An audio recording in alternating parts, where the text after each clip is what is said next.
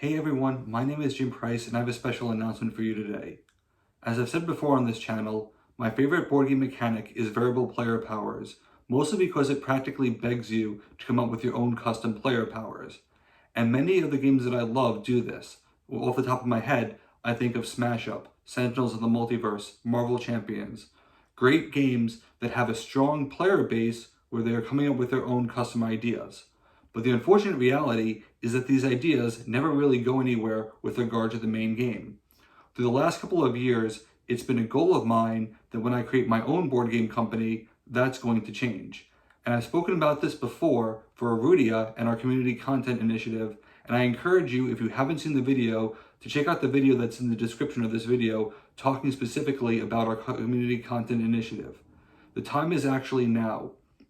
I'm here to tell you about the first opportunity for the general player base to be involved in actually designing custom content for the game that is going to be printed. That's right, your ideas have the opportunity to get printed into our collective game.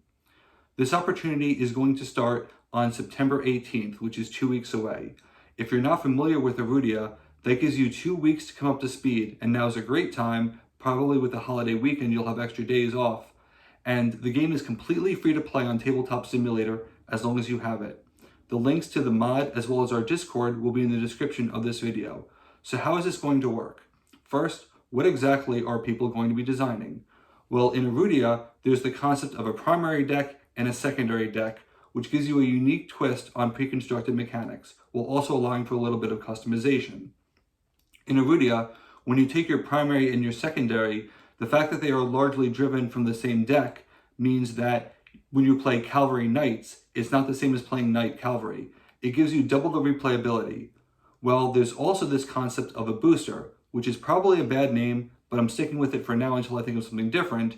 And a booster is a secondary only deck, which specifically gives you just more options in terms of replayability. They are a secondary that can be plugged in with any primary that you want.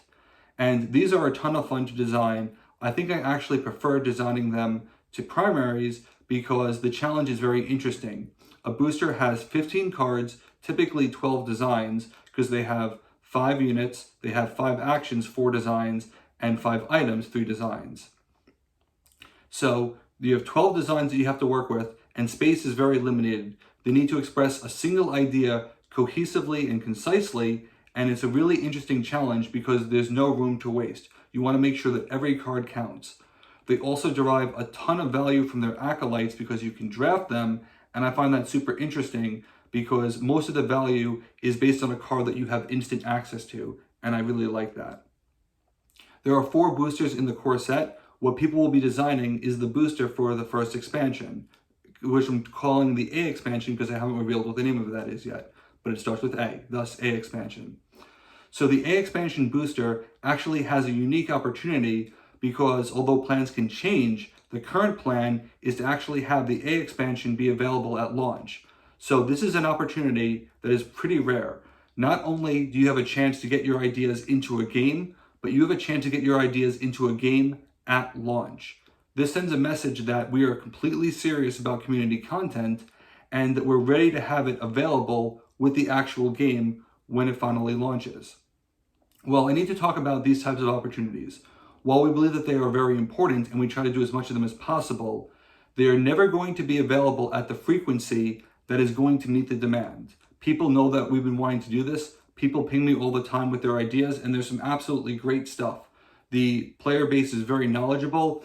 I wanted to share the story that someone was talking to me the other day and was saying that I think we could have this class that does this mechanic.